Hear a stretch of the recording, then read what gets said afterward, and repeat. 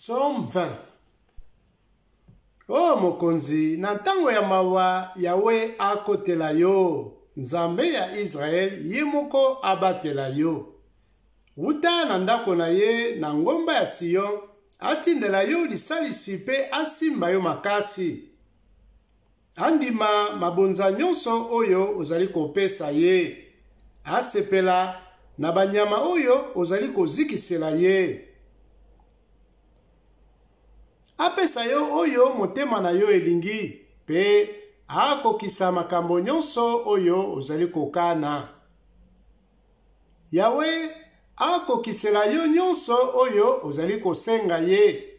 Boye tokobeta maboko pona ndenge okolonga etumba. Tokosala feti pona kokumisa Nzambe na biso. Sikoyo toyebi ete Yawe akolongisa mokonzi oyo ye apona. Akokotela ye uta na ndako na ye ya likolo.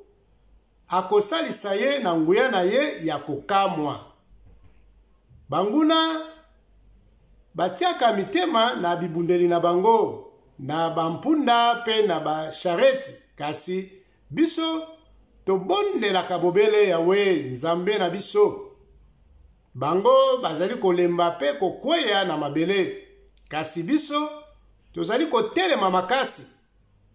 Yawe longisa mokonzi na biso, yokela biso ntango tozali kobelela yo.